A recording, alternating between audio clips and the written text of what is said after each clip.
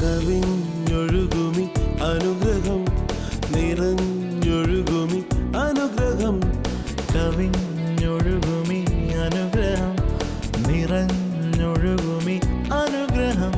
N പാപവും ശാപവും ഒഴുകി ദൂരയാ, ഞാൻ സൗഖ്യമാ നീതിയായ ദൈവ പൈതലാ, യേശുവിൻ സ്വന്തമായി തീർന്നു ഞാൻ എന്നെന്നും. കവിഞ്ഞൊഴുകുമി അനുഗ്രഹം. കവിഞ്ഞൊഴുകുന്ന അനുഗ്രഹത്തിലേക്ക് സ്വാഗതം. നമുക്കൊന്നിച്ച് വീണ്ടും ആയിരിക്കാൻ കർത്താവ് അനുവദിച്ചു. അതെല്ലാം ഓർത്ത് ഞാൻ കർത്താവിനെ സ്തുതിക്കുന്നു. യേശു ക്രിസ്തു ഒരു മതത്തിൻ്റെ വക്താവല്ല. യേശു ക്രിസ്തു ഒരു മതം സ്ഥാപിച്ചതുമില്ല. യേശു ഇങ്ങനെ പറഞ്ഞ, എൻ്റെ അടുക്കൽ വരുന്ന ആരെയും ഞാൻ ഉപേക്ഷിക്കത്തില്ല. ആരെങ്കിലും whoso ever calls upon the name of the Lord, തൻ്റെ നാമത്തെ വിളിച്ചപേക്ഷിക്കുന്ന ഏവർക്കും അവരുടെ അവസ്ഥകളെ മാറ്റും എന്നുള്ളത് വാഗ്ദത്തം. അവസ്ഥകളെ മാറ്റുക എന്ന് പറയുമ്പം അതിൻ്റെ എല്ലാം അവസ്ഥകളെയും, സാമ്പത്തികമായി, കുടുംബത്തിൽ സമാധാനം, ആരോഗ്യം, അപ്പോൾ തന്നെ നിത്യതയുടെ ഒരു ഉറപ്പ്. അനുഗ്രഹം എന്ന് പറയുമ്പോൾ കഴിഞ്ഞ എപ്പിസോഡിൽ എക്സ്പ്ലെയിൻ ചെയ്തതുപോലെ ഇറ്റ് ഈസ് നോട്ട് ജസ്റ്റ് സാമ്പത്തികമായ അനുഗ്രഹം മാത്രമല്ല, ജീവിതത്തിൻ്റെ എല്ലാ മറയിലും ഒരു നിറവ്, being feeling of contentment. Paulose ഫിലിപ്പിയർക്ക് എഴുതിയ ലേഖനത്തിൽ ഉപയോഗിക്കുന്ന പദം അതാ, I have learn to be content. എനിക്കറിയാം എൻ്റെ യേശു മുഖാന്തരം എനിക്ക് സകലതും സാധിക്കും. എന്നാൽ ദൈവവചനത്തിൽ എഴുതിയിരിക്കുന്ന വാക്കുകൾ, വാസ്തവത്തിൽ ദൈവവചനം അല്ലെ ബൈബിൾ എന്ന് പറയുമ്പോൾ ദൈവത്തിൻ്റെ വായിന്ന് പുറപ്പെട്ട വാക്ക്, അതാണല്ലോ ദൈവവാക്ക്, വചനം എന്ന് പറയുമ്പോൾ ഒരു അക്ഷരവും കുറച്ച് ഇങ്കും പേപ്പറും അല്ല. This is the word that proceeded out of the mouth of the Lord. ഇരുട്ടിൽ ഭൂമി പാഴും ശൂന്യമായിരുന്നപ്പോൾ ഉണ്ടാകട്ടെ, അത് ദൈവവചനമാണ് എന്ന് പറഞ്ഞ അതേ വചനമാണ് ഇവിടെ ഇരിക്കുന്നത്. ഈ വചനം മാറിപ്പോകത്തില്ല. നമ്മുടെ ചിന്തയ്ക്കോ സാഹചര്യത്തിനോ അതീതമായി ദിസ് വേർഡ് കനോട്ട് ചേഞ്ച്. ഈ രണ്ട് വഴിയില്ല ഇതിന്. ഈ വചനം തന്നെ നടക്കത്തുള്ളൂ. എന്ന് പറഞ്ഞാൽ ഈ വാക്കിൽ, ഈ വചനത്തിൽ എഴുതിയിരിക്കുന്ന അത് മുഴുവൻ ഞാൻ അനുഭവിക്കുക തന്നെ ചെയ്യും.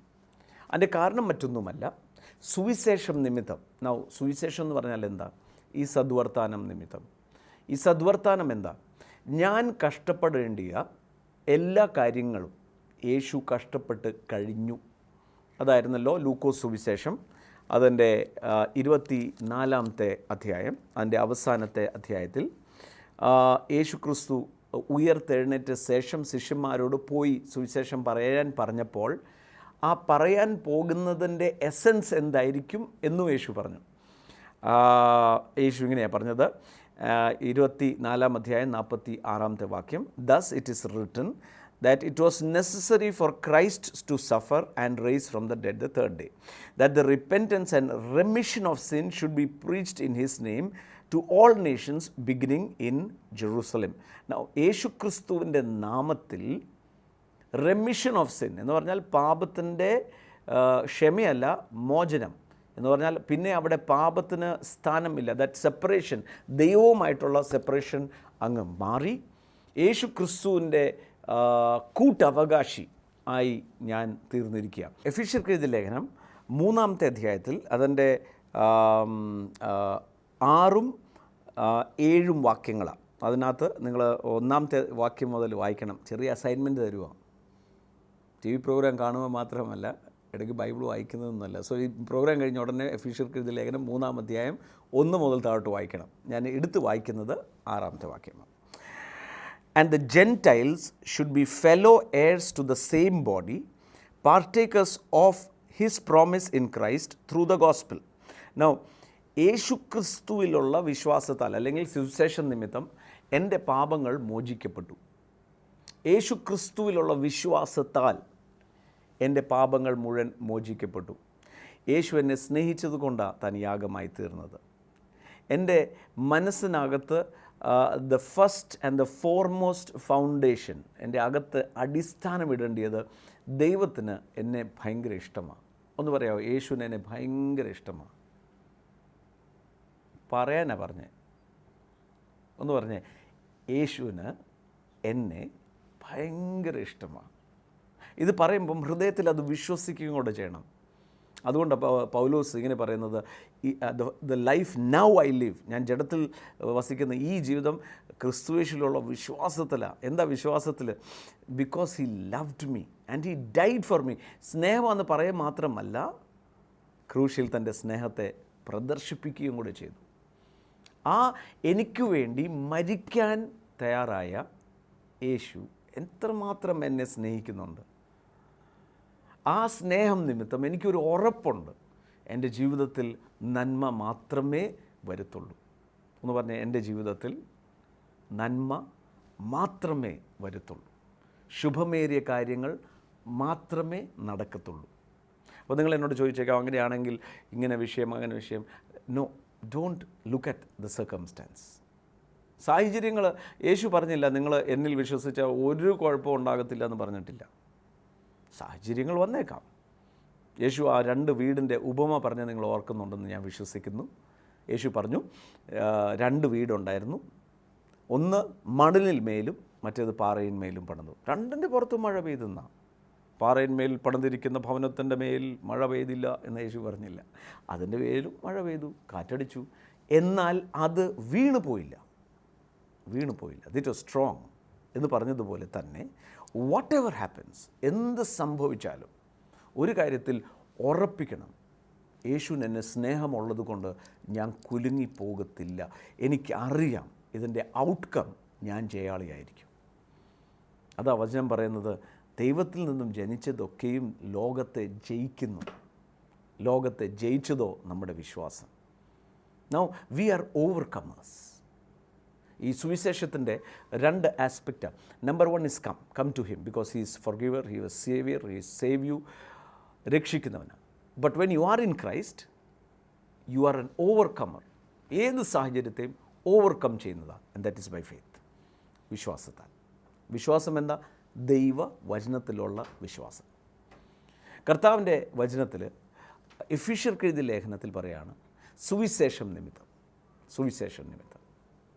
നൗ സുവിശേഷം നിമിത്തം എന്ന് പറയുമ്പോൾ ഈ അനുഗ്രഹം, ഇതിനകത്ത് എഴുതിയിരിക്കുന്ന 3 കാര്യങ്ങൾ. 1, യേശുക്രിസ്തുവിൻ്റെ കൂട്ടവകാശിയായി. 2, യേശുക്രിസ്തുവിൻ്റെ ഏക ശരീരസ്ഥനായി. 3, വാഗ്ദത്തത്തിൻ്റെ അവകാശിയായി. ഇത് മുഴുവൻ സംഭവിച്ചത് സുവിശേഷം കേട്ടപ്പോൾ, യേശുവിനെക്കുറിച്ച് കേട്ടപ്പോൾ ഞാൻ പറഞ്ഞു, യേശുവേ, അങ്ങ് എനിക്ക് വേണ്ടിയാണല്ലോ മരിച്ചത്, അങ്ങ് എനിക്ക് വേണ്ടി ഉയർത്തെഴുന്നേറ്റു, അങ്ങയുടെ രക്തത്താൽ എൻ്റെ പാപങ്ങളെ കഴുകണമേ, എൻ്റെ അകത്ത് വന്ന് വസിക്കണേ, അങ്ങ് എൻ്റെ രക്ഷകനാണെന്ന് ഞാൻ ഡിക്ലെയർ ചെയ്യുക എന്ന് പറഞ്ഞ സെക്കൻഡിൽ the miracle happen. And that is the biggest miracle. ഏറ്റവും വലിയ അത്ഭുതം അതാണ്, യേശു എൻ്റെ ജീവിതത്തിൽ വന്ന് വസിക്കുക. അതിൻ്റെ കൗണ്ടർ എഫക്ട്സാണ് എഫീഷ്യർക്ക് എഴുതിയ ലേഖനം 1:3 പറയുന്നത്, and you have blessed with all the blessings in spiritual places. അനുഗ്രഹം അനുഭവിക്കാൻ തന്നെയാണ് നമ്മളെ വിളിച്ചിരിക്കുന്നത്. 1 പത്രോസ് 3:9 പറയാം, അനുഗ്രഹം അനുഭവിക്കാൻ. ആ അനുഗ്രഹത്തിൻ്റെ അർത്ഥമാണ് പ്രോസ്പെറിറ്റി. പ്രോസ്പെറിറ്റിയുടെ അർത്ഥം എന്താ? ഷാലോം. ഷാലോം എന്ന് പറഞ്ഞാൽ എന്താ? എല്ലാ മേഖലകളിലും നിറവ്. എന്തിൻ്റെ നിറവ്? ക്രിസ്തു യേശുവിൻ്റെ നിറവിൽ. അത് എഫീഷ്യർക്ക് എഴുതിയ ലേഖനം പറയുക, അതിൻ്റെ 1-ാം അധ്യായത്തിൽ, and which gave to his body the fullness of him, fullness of Jesus, who fills all in all, everything, എല്ലാ മേഖലയിലും തൻ്റെ നിറവ് ഇങ്ങനെ നിറഞ്ഞുകൊണ്ടിരിക്കുക. And that is why we have peace. Now യേശു ക്രിസ്തുവിൽ വിശ്വസിക്കുമ്പോൾ ഇതെല്ലാം സൗജന്യമാണ്. എൻ്റെ പ്രവൃത്തി അതിന് കാരണമല്ല. നൗ ന്യായപ്രമാണം എന്ന് പറയുന്നത് മോശ കൽപ്പിച്ച ന്യായപ്രമാണം. അത് പറയുന്നത് ഇത് ചെയ്താൽ ഇത് ലഭിക്കും. നൗ എന്തുകൊണ്ടാണ് ഈ അനുഗ്രഹം എൻ്റെ മേൽ സൗജന്യമായിരിക്കുന്നത്? എബ്രായർക്ക് എഴുതിയ ലേഖനം 7-ാമത്തെ അധ്യായം 11-ാമത്തെ വാക്യം. Therefore, if perfection was through the Levitical priesthood, for under that people revealed the law, there was no need for another priest that should rise according to the order of Melchizedek and not according to the order of Aaron. അഹരോൻ്റെ ക്രമപ്രകാരമല്ല എന്ന് പറഞ്ഞാൽ മോശ ഒരിക്കലും ലേവ്യ ഗോത്രത്തിൽ നിന്നല്ലാതെ ഒരു പുരോഹിതൻ എഴുന്നേൽക്കും എന്ന് പറഞ്ഞിട്ടില്ല. പൗരോഹിത്യം ആർക്കായിരിക്കണം? ലേവ്യ ഗോത്രക്കാർക്ക് മാത്രം.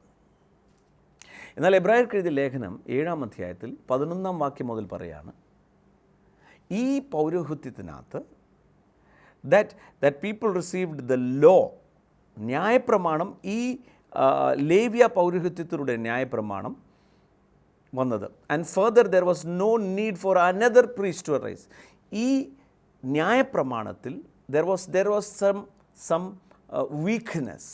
അതാണ് നമ്മൾ 8-ാം അധ്യായത്തിൽ 7-ാം വാക്യത്തിൽ ഇങ്ങനെ പറയുന്നത്, if the first covenant had been faultless there was no place that would have been sought for the second covenant. ആദ്യത്തെ ന്യായപ്രമാണം പെർഫെക്റ്റ് ആയിരുന്നെങ്കിൽ പിന്നെ ഒരു വേറെ സെക്കൻഡ് കവനൻറ്റ്, രണ്ടാമത്തെ ഉടമ്പടിയുടെ ആവശ്യമേ ഇല്ലായിരുന്നു. നൗ ഫസ്റ്റ് കവനൻറ്റ് മഹാപുരോഹിതൻ ആരോൻ്റെ ക്രമപ്രകാരം ആയിരുന്നു. എന്നാൽ പുതിയത് വേറൊരു ക്രമപ്രകാരം. അതാണ് 12-ാം വാക്യം. Then the priesthood being changed, പൗരോഹിത്യത്തിന് മാറ്റം വന്നതുകൊണ്ട് there is a necessity that there should be a change of law also. 13-ാം വാക്യം. For he whom these things are spoken because of another tribe from which no man has offered an altar, it is evident that our Lord arose from Judah, the tribe Moses spoke nothing concerning priesthood. And it is yet for the evident the likeness of Melchizedek, there should arise another priest, who has come not according to the law of fleshly commandments, but according to the power of endless life. പുതിയൊരു ഗോത്രത്തിൽ നിന്നും, യഹൂദ ഗോത്രത്തിൽ നിന്നും, യേശു ക്രിസ്തു ജനിച്ചത് യഹൂദ ഗോത്രത്തിലാണ്. ഈ ഗോത്രത്തെക്കുറിച്ച് പൗരോഹിത്യത്തിൻ്റെ കാര്യങ്ങളൊന്നും പറഞ്ഞിട്ടില്ല. അതുകൊണ്ടാണ് വചനം പറയുന്നത്, പൗരോഹിത്യം പറഞ്ഞിരുന്നത്, മോശയുടെ ന്യായപ്രമാണത്തിൽ പറഞ്ഞിരുന്നത് ലേവ്യ ഗോത്രത്തിൽ നിന്നായിരുന്നെങ്കിൽ നമ്മുടെ കർത്താവോ ആ ഗോത്രത്തിൽ നിന്നല്ല ജനിച്ചത്, പുതിയൊരു പുരോഹിതൻ പുതിയൊരു ഗോത്രത്തിൽ നിന്നും, യഹൂദ ഗോത്രത്തിൽ നിന്നും ജനിച്ചിരിക്കുന്നു. അതുകൊണ്ട് പുതിയൊരു ക്രമം, ദ സെക്കൻഡ് കവനൻറ്റ്. അതാ വീണ്ടും ആ 8-ാം അധ്യായത്തിൽ പറയുന്ന ആദ്യത്തെ കവനനകത്ത് എന്തോ ഒരു ഫ്ലോ ഉണ്ടായിരുന്നു, എന്തോ ഒരു കുഴപ്പമുണ്ടായിരുന്നു. അതിൻ്റെ പ്രധാന കുഴപ്പം എന്താണെന്ന് ചോദിച്ചാൽ, മനുഷ്യൻ്റെ ബലഹീനത നിമിത്തം ഈ ന്യായപ്രമാണം തനിക്ക് അനുസരിക്കാൻ പറ്റത്തില്ല. അതാ റോമർക്ക് എഴുതിയ ലേഖനം പറയുന്നത്, മനുഷ്യന് ചെയ്യാൻ പറ്റാഞ്ഞത് ദൈവം തൻ്റെ പുത്രനെ അയച്ച് ആ ന്യായപ്രമാണത്തിൻ്റെ സകല നീതി നിങ്ങളുടെ മേലും എൻ്റെ മേലും വരേണ്ടതിന് എന്ന് ചോദിച്ചാൽ, നീതി എന്ന് പറഞ്ഞാൽ മുഴുവൻ ന്യായപ്രമാണം അനുസരിച്ചതുപോലെയായി തീരുക യേശു വന്ന് അത് അനുസരിച്ചത് കൊണ്ട്. പൗരോഹിത്യത്തിന് മാറ്റം വന്നു, അതുകൊണ്ട് തന്നെ നിയമത്തിനും മാറ്റം വന്നു. ആ 8-ാമത്തെ അധ്യായം അവസാനിപ്പിക്കുന്നത് ഇങ്ങനെയാണ്. And he says, new covenant has made the first obsolete and now what is becoming obsolete is growing old and ready to vanish. പുതിയ നിയമം യേശു ക്രിസ്തു വന്നു. അപ്പം ആദ്യത്തെ നിയമം പ്രവൃത്തി കൊണ്ടായിരുന്നു, ഞാൻ എന്തെങ്കിലും ചെയ്ത് ദൈവത്തെ പ്രസാദിപ്പിക്കണമായിരുന്നു. രണ്ടാമത്തത് ചെയ്ത് കഴിഞ്ഞു. ഇനി യേശു ക്രിസ്തുവിനെ ഞാൻ വിശ്വസിച്ച് പരിശുദ്ധാത്മാവിനാൽ നടത്തപ്പെടുമ്പോൾ അത് ദൈവത്തിന് പ്രസാദകരമായി ഞാൻ നടക്കും. അതാണ് എസെക്കിയേൽ പ്രവചനത്തിൽ പറഞ്ഞത്, അന്നാളിൽ ഞാൻ അവർക്ക് ഒരു പുതിയ ഹൃദയം കൊടുക്കും. അവരുടെ ഹൃദയം കഠിനപ്പെട്ടു പോയി, അവർക്ക് ദൈവവുമായിട്ടൊരു ബന്ധമില്ല. അതുകൊണ്ട് ഞാൻ അവർക്കൊരു പുതിയ ഹൃദയം കൊടുക്കും, എൻ്റെ ആത്മാവിനെ അവരുടെ ഉള്ളിലാക്കും, എൻ്റെ ചട്ടങ്ങളിൽ അവരെ നടത്തുമാറാക്കും. നിങ്ങൾ ചെയ്യുന്നു പറയുന്ന സംഭവം മാറ്റി പരിശുദ്ധാത്മാവ് എന്നെക്കൊണ്ട് ദൈവത്തിന് പ്രസാദകരമായി നടത്തുക ചെയ്യുന്നത്. So the struggling of a good Christian life now goes to the Holy Spirit, the helper. Help ചെയ്യുക എന്നെ നടക്കുവാൻ. അതാണ് 8-ാമത്തെ അധ്യായത്തിൽ പറയുന്നത്, അന്നാളിൽ ഞാനൊരു പുതിയ ഉടമ്പടി വെക്കും. എന്താ? അവരുടെ ഹൃദയത്തിൽ ഞാൻ ഈ ന്യായപ്രമാണം എഴുതും. They can now walk in my statutes. So എന്തുകൊണ്ട് ഞാൻ അനുഗ്രഹിക്കപ്പെടണം? കാരണം ഇനി എൻ്റെ പ്രവൃത്തിയല്ല, കാരണം യേശു ക്രിസ്തു അത് ചെയ്ത് തീർത്തത് കൊണ്ട്. അവിടെയാണ് മതവും എല്ലാം റിലീജിയസ് സാക്രമെൻസും റിലീജിയസ് ആയിട്ടുള്ള പല കാര്യങ്ങൾക്കും അവസാനമായി മതപരമായി. ഇനി ഞാൻ കർമ്മങ്ങൾ ചെയ്യുന്നില്ല. ദാവീദ് പോലും തന്നെ സങ്കീർത്തനത്തിൽ ഇങ്ങനെയാണ് പറയുന്നത്, ഹനനയാഗം നീ ഇഷ്ടപ്പെട്ടില്ല, ഹോമയാഗങ്ങൾ നീ ഇഷ്ടപ്പെട്ടില്ല, എന്നാൽ നിൻ്റെ ആഗ്രഹം എന്താ? തകർന്ന് ഞുറുങ്ങിയ ഹൃദയം. കർത്താവേ, എനിക്ക് അങ്ങേ കൂടാതെ ഒന്നും ചെയ്യാൻ പറ്റത്തില്ല എന്നുള്ള ആ ബോധ്യം ഹൃദയത്തിൽ വരുമ്പോൾ, ദൈവത്തിലുള്ള ആശ്രയം വരുമ്പോൾ, that is better than the biggest sacrifice. Why? Because I trust in Jesus Christ alone. പ്രിയമുള്ളവരെ, ഇതാ ഏറ്റവും വലിയൊരു മിസ്റ്ററി. പലപ്പോഴും നമ്മൾ രണ്ടിനെയും മിക്സ് ചെയ്യുന്നത് കൊണ്ട്, പഴയ നിയമവും പുതിയ നിയമവും തമ്മിൽ മിക്സ് ചെയ്യുമ്പം we cannot see the saviour clearly. അതുകൊണ്ടാണ് 2 കൊരിന്ത്യർ 3-ാം അധ്യായത്തിൽ പറയുന്നത്, ഇന്നും പഴയ നിയമം വായിക്കപ്പെടുമ്പോൾ അവരുടെ ഹൃദയം അടഞ്ഞിരിക്കുക, അന്ധത നിൽക്കുക. എന്നാൽ ക്രിസ്തു യേശുവിൽ അവർ തിരിയുമ്പോൾ it is light shining in the darkness. Number 1, പൗരോഹിത്യം മാറി. പുതിയ പുരോഹിതൻ, പുതിയ നമ്മുടെ മഹാപുരോഹിതൻ യേശു ക്രിസ്തു മരിച്ചത് ഒരു കുഞ്ഞാടായിട്ട്, ലോകത്തിൻ്റെ പാപം മുഴുവൻ വഹിച്ച കുഞ്ഞാടായിട്ടാണെങ്കിൽ ഉയർത്തെഴുന്നേറ്റത് മഹാപുരോഹിതനായി. The new high priest. ഈ മഹാപുരോഹിതൻ്റെ ഒരു ഗുണം വേദപുസ്തകം പറയുന്നു, മരണത്താൽ നീക്കപ്പെടാത്തതും സദാ ജീവിക്കുന്നവനാകയാൽ തന്നിലൂടെ ദൈവസന്നിധിയിൽ വരുന്ന ഏവർക്കും അവൻ രക്ഷിക്കാൻ ശക്തിയുള്ളവനത്രേ. That is the biggest news. ഇന്ന് ഓരോരുത്തരെയും നമ്മൾ ആശ്രയിക്കേണ്ട ആവശ്യമില്ല. യേശു ക്രിസ്തുവിൽ ആശ്രയിച്ചാൽ he's the best high priest. ആ മഹാപുരോഹിതൻ്റെ ഒരു ഗുണം കൂടെ എബ്രായർക്ക് എഴുതിയ ലേഖനത്തിൽ പറയാം, നമ്മുടെ ബലഹീനതയിൽ സഹതപിക്കാൻ കഴിയാത്തവനല്ല, കാരണം he was a man and he has faced every temptation, every challenges that you and I have faced and going to face. നമ്മൾ ഇതുവരെ നേരിട്ടിട്ടുള്ള എല്ലാ പ്രശ്നങ്ങളും ഈ മഹാപുരോഹിതൻ നേരിട്ടതാണ്. തൻ്റെ മേൽ കുടുംബത്തിൻ്റെ മുഴുവൻ ഭാരം വന്നു. താൻ ഒറ്റയ്ക്ക് കുടുംബം നടത്തി. മനുഷ്യരാൽ ഉപേക്ഷിക്കപ്പെട്ടു, സ്വന്തക്കാരാൽ വെറുക്കപ്പെട്ടു. താൻ ആരെയാണോ സഹായിച്ചത് അവർ കല്ലെറിഞ്ഞു. ഏതൊക്കെ വിഷമങ്ങളുണ്ട് അത് മുഴുവൻ യേശു കടന്നു പോയതുകൊണ്ട് ഈ മഹാപുരോഹിതൻ നമ്മുടെ ബലഹീനതയിൽ സഹതാപം കാണിക്കുന്നവനാണ്, കുറ്റം വിധിക്കുന്നവനല്ല എൻ്റെ യേശു. അതാ ക്രിസ്തു യേശുവിലുള്ളവർക്ക് ഇനി ഒരു കണ്ടംനേഷനില്ല. എൻ്റെ ഉള്ള അവസ്ഥയിൽ എന്നെ സ്നേഹിക്കുന്നവനാണ് എൻ്റെ യേശു. ഞാൻ ഇന്നത് ചെയ്യാത്തത് കൊണ്ട് നിന്നെ ശിക്ഷിക്കുമെന്ന് പറയുന്നവനല്ല. അത് പ്രമാണമാണ്, അത് മോശയുടെ കൽപ്പനയാണ്. നീ അനുസരിച്ചാൽ ഇത് ചെയ്യും, അല്ലെങ്കിൽ നീ ശാപമാണ്. നോ, എൻ്റെ യേശു സ്നേഹമാണ്. അതാ യേശു പറഞ്ഞു, ഞാനൊരു പുതിയ കൽപ്പന ഞാൻ നിങ്ങൾക്ക് തരുന്നു, സ്നേഹം. നിങ്ങൾ അന്യോന്യം സ്നേഹിപ്പീൻ. പ്രിയമുള്ളവരെന്നെ കേട്ടുകൊണ്ടിരിക്കുമ്പം അനുഗ്രഹത്തിൻ്റെ സാധ്യതയുടെ ഒന്നാമത്തെ കാരണം, ഞാൻ അനുഗ്രഹിക്കപ്പെട്ടിരിക്കും. ഉറപ്പാണ്, ഞാൻ യേശുവിൽ ആയിക്കഴിഞ്ഞാൽ ഞാൻ അനുഗ്രഹിക്കപ്പെട്ടിരിക്കും എന്നുള്ളതിൻ്റെ ഉറപ്പെന്താണെന്ന് ചോദിച്ചാൽ, പൗരോഹിത്യത്തിന് മാറ്റം വന്നതുകൊണ്ട് നിയമത്തിന് മാറ്റം വന്നു. ഇന്ന് അനുഗ്രഹത്തിൻ്റെ സാധ്യതയിൽ തന്നെ നിൽക്കുന്നത് മഹാപുരോഹിതൻ യേശു ആയതുകൊണ്ട്. യേശു ക്രിസ്തു, വീണ്ടും ഞാൻ പറയാം, യേശു ക്രിസ്തു യഹൂദ ഗോത്രത്തിൽ നിന്നും, ലേവ്യ ഗോത്രത്തിൽ നിന്നല്ല. ലേവ്യ ഗോത്രത്തിൽ നിന്ന് ന്യായപ്രമാണം വന്നു, തിരിച്ച് യഹൂദ ഗോത്രത്തിൽ നിന്നായതുകൊണ്ട് ഇറ്റ്സ് ന്യൂ. അതുകൊണ്ടാണ് എനിക്ക് അനുഗ്രഹത്തിൻ്റെ സാധ്യത.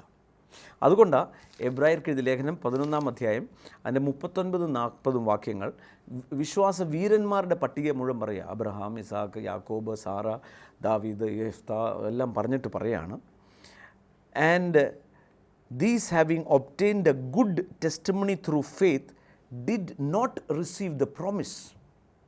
നോക്കിക്കേ, ഇവരെല്ലാം വിശ്വാസത്താൽ, എബ്രായർക്ക് എഴുതിയ ലേഖനം 11-ാം അധ്യായം 39-ാമത്തെ വാക്യം, അതായത് അവസാനിപ്പിക്കുക, വിശ്വാസവീരന്മാരുടെ പട്ടിക അവസാനിപ്പിക്കുമ്പം പറയുക, ഇവരെല്ലാം വിശ്വാസത്താൽ നല്ല സാക്ഷ്യം ലഭിച്ചു, പക്ഷേ വാഗ്ദത്ത നിവൃത്തി പ്രാപിച്ചില്ല. എന്നിട്ട് പറയാണ്, God having provided something better for us that they should not be made perfect apart from us. എന്ന് പറഞ്ഞാൽ ദൈവം നമുക്ക് വേണ്ടി മെച്ചപ്പെട്ടു നിന്ന്. എന്തായിരുന്നു പ്രോമിസ്? രക്ഷകൻ്റെ പ്രോമിസ്. നമ്പർ 1, അവരെല്ലാം രക്ഷകനെക്കുറിച്ച് കേട്ടതാണ്, പക്ഷേ രക്ഷകനെ അനുഭവിക്കാൻ പറ്റിയില്ല. ചുരുക്കം പറഞ്ഞാൽ ഒരു പ്രോമിസറി നോട്ടായിരുന്നു അവരുടെ കയ്യിൽ. പ്രോമിസറി നോട്ട് എന്ന് പറഞ്ഞാൽ, ഞാനിപ്പോൾ ഒരു കടലാസിൽ എഴുതി തരാൻ പോവാം, 2020 ഞാൻ നിങ്ങൾക്ക് 1 കോടി രൂപ തന്നേക്കാം. അപ്പം നിങ്ങളുടെ കയ്യിൽ കടലാസുണ്ട്. ആ 1 കോടി രൂപ അനുഭവിക്കണമെങ്കിൽ 2020 അനുഭവിക്കാൻ പറ്റത്തുള്ളൂ. അതാണ് പഴയ നിയമം. അവർ രക്ഷകനെക്കുറിച്ച് കേട്ടു, അവരുടെ കയ്യിൽ വരുന്നു എന്നറിയാം, പ്രോമിസറി നോട്ട് കയ്യിലുണ്ട്. എന്നാൽ നിങ്ങളുടെയും എൻ്റെയും കയ്യിൽ പ്രോമിസറി നോട്ടല്ല, ATM കാർഡ്. എപ്പം വേണോ വാഗ്ദത്തം എടുക്കാം. പാസ്വേഡ് അറിയണോ? ഹേ, അത് രഹസ്യം, ഞാൻ പറഞ്ഞു തരത്തില്ല. അത് അറിയണമെങ്കിൽ 7 വെള്ളിയാഴ്ച സ്വർഗീയ വിരുന്നിൽ വന്നാൽ ഞാൻ പാസ്വേഡ് പറഞ്ഞുതരാം എന്ന് പറയാൻ അല്ല കർത്താവ് എന്നെ ആക്കിയിരിക്കുന്നത്. ആ password and the secret is JESUS, Jesus. Jesus is the password to your ATM card. അതാ യേശുവിൽ അവനോട് വാഗ്ദത്തത്തിൻ്റെ കൂട്ടവകാശി. ഇവിടെ എഴുതിയിരിക്കുക, അവർ കേട്ടു എന്നാൽ അനുഭവിച്ചില്ല. കാര്യം അവരുടെ പ്രമാണം മോശയുടെ പ്രമാണമായിരുന്നു. ലഭിക്കും.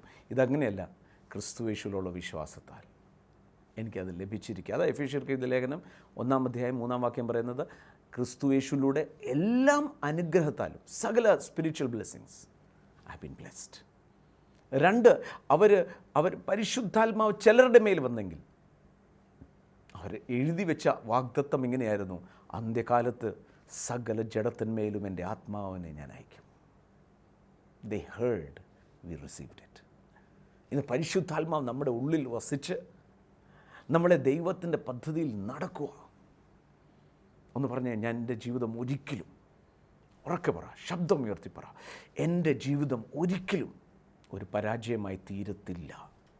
എൻ്റെ കാരണം എനിക്ക് പുതിയൊരു പുരോഹിതൻ യേശു ക്രിസ്തു. 2, പരിശുദ്ധാത്മാവിനാൽ എന്നെ നയിക്കുന്നു, സഹായിക്കുന്നു. I am blessed. I have to be blessed. അതാ ഈ രക്ഷയെക്കുറിച്ച്, രക്ഷ എന്ന് പറയുമ്പോഴത്തേക്ക് അതൊരു സ്പിരിച്വൽ, എപ്പോഴും ഒരു റിലീജിയസ് വേയിൽ എടുക്കുന്നത് കൊണ്ടാണ് നമുക്ക് തോന്നുന്നത്. രക്ഷ എന്ന് പറയുന്നത് സാഹചര്യത്തിൻ്റെ മാറ്റം. ഈ രക്ഷയെക്കുറിച്ച് പ്രവാചകന്മാരാരാഞ്ഞു, എന്നാൽ അവർക്കൊന്നും മനസ്സിലായില്ല. അവർക്കൊരു കാര്യം മനസ്സിലായി, ഇത് അവർക്ക് വേണ്ടിയല്ല, നിങ്ങൾക്കും എനിക്കും വേണ്ടി ഇത് എഴുതുക ചെയ്യുന്നത്. അതാ പത്രോസിൻ്റെ ലേഖനത്തിൽ പത്രോസ് പറയുന്നത്, of this salvation they were searching. പ്രിയമുള്ളവരെ, ഇന്നെന്നെ കേട്ടുകൊണ്ടിരിക്കുമ്പോൾ I'm going to continue this message. Why are we to be blessed? Why are we to be prosperous? Why are we in the perfect plan of God? വീണ്ടും ഞാൻ പറയാം, നമ്മുടെ ഗുണം കൊണ്ടല്ല ഇത് നടക്കുന്നത്. നമുക്ക് അർഹിക്കുന്നത് കിട്ടുക എന്നതിൻ്റെ പേര് കൃപയല്ല. ഇപ്പം ഡിഗ്രി ഞാൻ പഠിച്ചു, എനിക്കൊരു ബാങ്കിൽ ജോലി വേണം. ആ ഡിഗ്രിക്ക് തക്കവണ്ണം ജോലി കിട്ടിയാൽ അത് കൃപയല്ല, അർഹതയുള്ളതാണ്. അർഹിക്കാത്ത നന്മ അഥവാ ചോദിക്കുന്നതിനും നനയ്ക്കുന്നതിനും അത്യന്തപരമായി അത് ലഭിക്കുന്നതിൻ്റെ പേരാണ് കൃപ. ആ കൃപയാണ് നിങ്ങളും ഞാനും ദൈവ മക്കളായി തീർന്നത്. ഞാൻ ആഗ്രഹിക്കുന്നത് എല്ലാം ഭയവും മാറി ഒരു പ്രത്യാശ ഉള്ളിൽ വരട്ടെ. I am in the blessing zone. I am a blessed person in Jesus. നമുക്കൊന്ന് പ്രാർത്ഥിക്കാം. ഇന്ന് എല്ലാം ഭയം മാറട്ടെ, എല്ലാ ലിമിറ്റേഷൻസും പൊട്ടട്ടെ. യേശു ക്രിസ്തുവിൽ എല്ലായിടത്തും ഇപ്പോഴും എനിക്ക് ജയമാണ്. ദൈവവചനത്തിൽ പറയുന്നത് ദൈവത്തിൽ നിന്ന് ജനിച്ചതെല്ലാം ലോകത്തെ ജയിക്കുന്നു. I will be an overcomer. I am a triumphant person. നമുക്ക് പ്രാർത്ഥിക്കാം. പിതാവേ, നന്ദിയോടെ സ്തുതിക്കുന്നു. യേശു ക്രിസ്തുവിൻ്റെ നാമത്തിൽ പ്രാർത്ഥിക്കുന്നു. എന്നെ കേൾക്കുന്ന ഓരോരുത്തരുടെയും ഹൃദയക്കണ്ണുകളെ പ്രകാശിപ്പിച്ച് ക്രിസ്തുയേശുവിൽ അവരാരാന്ന് മനസ്സിലാക്കി എല്ലാം ഇടുക്കങ്ങളെ പൊട്ടിച്ച് ചങ്ങലകളെ പൊട്ടിച്ച് വെളിയിൽ വരുവാൻ കർത്താവ് കൃപ ചെയ്യണമെന്ന് പ്രാർത്ഥിക്കുന്നു. അതിന് വേണ്ടിയ മുഴുവൻ അഭിഷേകവും ശക്തിയും അകത്ത് തന്നെ നൽകിയിരിക്കുന്നതിനായി സ്തോത്രം. യേശുവിൻ്റെ നാമത്തിൽ പ്രാർത്ഥിക്കുന്ന ഞങ്ങൾ ഒരു മനസ്സോടെ രോഗങ്ങൾ മാറട്ടെ, അസാധ്യതകൾ മാറട്ടെ, ക്യാൻസർ ഉരുകി മാറട്ടെ, വ്രണങ്ങൾ ഉണങ്ങട്ടെ, കാഴ്ചയില്ലാത്തവർ കാഴ്ച പ്രാപിക്കട്ടെ, കേൾവിയില്ലാത്തവർ കേൾക്കട്ടെ. യേശു ക്രിസ്തുവിൻ്റെ നാമത്തിൽ അനുഗ്രഹിച്ച് പ്രാർത്ഥിക്കുകയാണ്. പിതാവേ, നന്ദിയോടെ സ്തുതിക്കുന്നു. നിങ്ങൾ അനുഗ്രഹം അനുഭവിക്കാൻ വിളിക്കപ്പെട്ടവരാകിയാൽ അനുഗ്രഹിപ്പീൻ എന്ന കർത്താവെ അങ്ങയുടെ വാക്കാണല്ലോ. യേശു നാമത്തെ അനുഗ്രഹിക്കുകയാണ്. കാണുന്ന ഓരോരുത്തരെയും അനുഗ്രഹിക്കുന്നു. കുടുംബജീവിതവും തലമുറയും ആരോഗ്യവും സമ്പത്തും മുഴുവൻ അനുഗ്രഹിക്കപ്പെടട്ടെ. കൃപയിൽ സൂക്ഷിക്കണം. യേശു ക്രിസ്തുവിൻ്റെ നാമത്തിൽ തന്നെ. ആമേൻ. കർത്താവ് നിങ്ങളെ ശക്തമായി അനുഗ്രഹിക്കട്ടെ. ഞാനും യേശു ക്രിസ്തുവിൻ്റെ നാമത്തിൽ നിങ്ങളെ അനുഗ്രഹിക്കുന്നു. ഈ ആഴ്ചയുടെ ഓരോ ദിവസവും എഴുന്നേൽക്കുമ്പോൾ തന്നെ I am a blessed person, ഞാൻ അനുഗ്രഹിക്കപ്പെട്ടവനാന്ന് പറഞ്ഞാണ് ആരംഭിക്കുക. അടുത്ത പ്രോഗ്രാം കാണുന്നവരെ കർത്താവിൻ്റെ കൃപയിൽ നമ്മളെ പുതിയപ്പെടട്ടെ. क्रूस से देखो आते हैं बहते हुए खून की धार, क्रूस से देखो आती है बहते हुए खून की धार। ओ मसीह तूने हमको सिखाए प्रेम की परिभाषा को, ओ मसीह तूने हमको सिखाए प्रेम की परिभाषा को।